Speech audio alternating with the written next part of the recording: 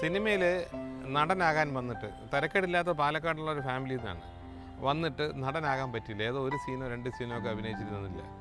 അയാളിപ്പോൾ സിനിമയിൽ പ്രൊഡക്ഷൻ ബോയാണ്. ഭക്ഷണങ്ങൾ കൊടുക്കുക, പ്രൊഡക്ഷൻ അസിസ്റ്റൻ്റ് എന്ന് പറയും. എല്ലാവർക്കും ഭക്ഷണം കൊടുക്കുകയോ പ്ലേറ്റുകൾ എടുത്തുകൊണ്ട് വരികയൊക്കെ ചെയ്യുന്ന ജോലിയാണ് അദ്ദേഹം. തരക്കേടില്ലാത്ത വീട്ടിൽ നിന്നാണ് 10-25 വർഷമായി. അപ്പോൾ മോഹൻലാലും ഞാനും കൂടി ഏതോ പടത്തിൻ്റെ സെറ്റിൽ ചോദിച്ചു, നിങ്ങൾ നടനാകാൻ വന്ന ആളല്ലേ, പിന്നെ അത് ആയില്ല, പിന്നെ എന്തുകൊണ്ട് നിങ്ങൾ നാട്ടിൽ പോയി വേറൊരു ബിസിനസ് ചെയ്യുന്നതില്ല? ഇല്ല സാർ, സിനിമ എന്ന് പറഞ്ഞാൽ എൻ്റെ ഒരു മാസ്മരികമായ ലോകമാണ്. ഇവിടെ വന്ന് 2 സീനെ എനിക്ക് അഭിനയിക്കാൻ പറ്റിയില്ലെങ്കിലും ഈ സിനിമ ചോറുണ്ട് കഴിഞ്ഞാൽ വേറൊരു ചോറുണ്ടില്ലെന്ന് പറയുന്നത് സത്യമാണ് സാർ. എനിക്ക് ഈ ഷൂട്ടിങ്ങും ആൾക്കാരെയും കാണാതെ ഒരു ദിവസം ഉറങ്ങാൻ പറ്റില്ല. അതുകൊണ്ടാണ് ഞാൻ ഇങ്ങനെ വന്നത്. അപ്പം മോഹൻലാൽ എൻ്റെ പറഞ്ഞു, ഇതൊരു ചെറിയ തലവരയുടെ പ്രശ്നമാണ്. அவன் தலைவரையான நமக்கு கொண்டாயிருந்தீங்க, நம்ம 2 பேரும் இப்போ எവിടെയെങ്കിലും பிளேட் கழுவிக்கொண்டிருந்தாங்க. நான் சும்மா ஒரு 45 வருஷமாக கலைத்துறையில் பாடுபட்டுருக்கேன்.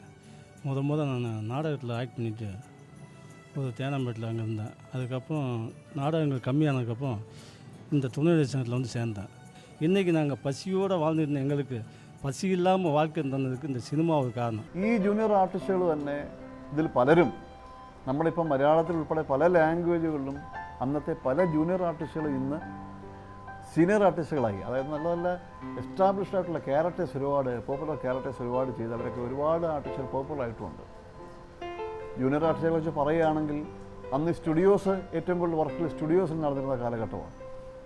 മദ്രാസിലെ കോടമ്പക്കം, ഉദാഹരണത്തിന് കോടമ്പക്കം അല്ലെങ്കിൽ അതിന് പരിസരത്തുള്ള സ്ഥലങ്ങൾ, പടപ്പള്ളി, ഇവിടെയൊക്കെ ഒരുപാട് ആർട്ടിസ്റ്റുകൾ പല മോഹങ്ങളുമായിട്ട് വന്ന്, പല സ്വപ്നങ്ങളും മോഹങ്ങളുമായിട്ട് വന്ന് സിനിമയിൽ ഒന്ന് വേഷം, ഒരു തല കാണിക്കുക, നാട്ടിൽ നിന്നൊക്കെ ആരോടും പറയാതെ കള്ളവണ്ടി, അന്നൊക്കെ കള്ള ട്രെയിൻ കയറുക എന്ന് പറഞ്ഞാൽ കള്ള ട്രെയിൻ കയറി വരിക, അല്ലെ അങ്ങനെയൊക്കെ കഷ്ടപ്പെട്ട് വന്ന് വീട്ടിലൊക്കെ പറയാതെ മോഹങ്ങൾ മൂത്ത് സിനിമയിൽ വന്ന് നായകന്മാരെ ആകണമെന്ന് ആഗ്രഹിച്ച് നടന്നിരുന്ന ഒരുപാട് ജൂനിയർ ആർട്ടിസ്റ്റുകൾ മദ്രാസിലുണ്ട്. முதல்ல ஜூனியர் ஆர்டிஸ்டாக இருந்தேன். அப்புறம் ஸ்டண்ட்டு கற்றுக்கிட்டு ஸ்டண்ட்டு ஃபைட் ஆகிட்டு அசிஸ்டண்ட் ஆகி டூப்பெல்லாம் போட்டு நசீருக்கு டூப் போட்டிருக்கேன், சத்யத்துக்கு டூப் போட்டிருக்கேன்.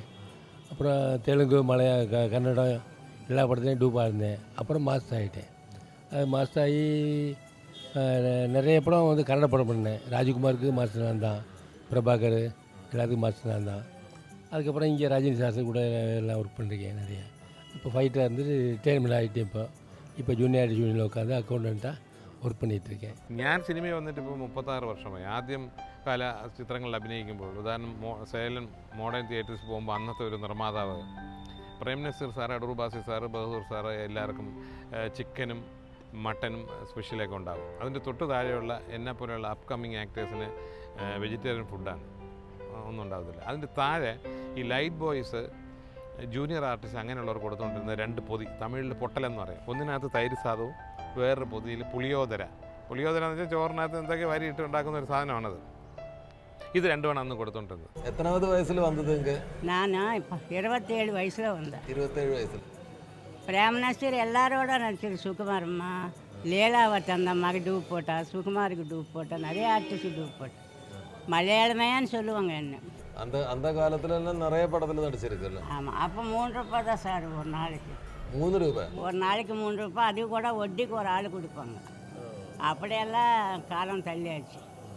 இப்போ ரேட்டு ஜாஸ்தி ஆச்சு, வயசாகி போச்சு. 1978 நான் சென்னை வந்துட்டு அப்புறம் இந்த யூனியில் நான் மெம்பர்ஷிப் ஆகிட்டேன். நான் மெம்பர்ஷிப் போகும்போது 5 ரூபாய் சம்பளங்க போயிருந்தோம். 5 ரூபாய் சம்பளம் போனால் 1 ரூபா 50 பைசா பேட்டாக கொடுப்பாங்க. அதுக்கப்புறம் 15 ரூபாய் ஆச்சு, அதுக்கப்புறம் 30 ரூபாய் ஆச்சு, அதுக்கப்புறம் 45 ரூபாய் ஆச்சு, அதுக்கப்புறம் 60 ரூபாய் ஆச்சு. இந்த மாதிரி படிப்படியாக சம்பளம் உயர்ந்துருக்குது.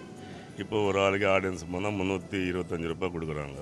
வேஷம் போட்டால் 425 ரூபாய் கொடுக்குறாங்க. மீச அப்பத்திலிருந்து இந்த மாதிரி 24 ஆண்டுகளாக இருக்குது சார். இப்படியே வச்சு? ஆமாம். அப்போ இது வச்சுட்டு நிறைய கேரக்டர்ஸ் அது மாதிரி போலீஸு அது இது எஸ்ஐ அப்படி போட சொல்லுவாங்க.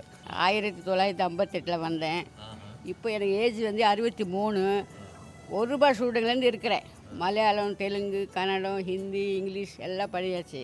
சுப்ரியா ப்ரொடக்ஷனில் ஜெயபாரதி மேடம் கூட நிறைய படம் பண்ணியிருக்கேன். என் பையன் இங்கே நம்பர் செத்துட்டான், இறந்துட்டான். எப்படி? பிரெயின் ஸ்டூமர் வந்து. அவனும் நம்பர்ட்டான், நல்லா இருப்பான். இன்னொரு பையன் டான்ஸரு, அவனுக்கு ஆட்ட அடக்க வந்து அவனும் இறந்துட்டான். இப்போ நான் தனிமரமாக நிற்கிறேன்.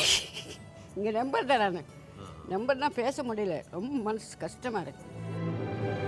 പ്രതീക്ഷകളുടെ നൗകയിൽ സിനിമ എന്ന കടലിലേക്ക് ഇറങ്ങുന്ന ഈ കലാകാരന്മാരുടെ നിരാശയുടെ കഥകൾ ഒരു കടലോളം വരും. നായികയുടെ സിംഹാസനം മോഹിച്ച തരുണ സ്വപ്നങ്ങൾ, നായകൻ്റെ താരപ്രഭ കൊതിച്ച മോഹശൃംഗങ്ങൾ. സിനിമ എന്ന പാരാവാരത്തിൽ ഈ പാഴ്ക്കിനാവുകളുടെ കണ്ണീര് ആരുമറിയാതെ അലിഞ്ഞു ചേരുന്നു.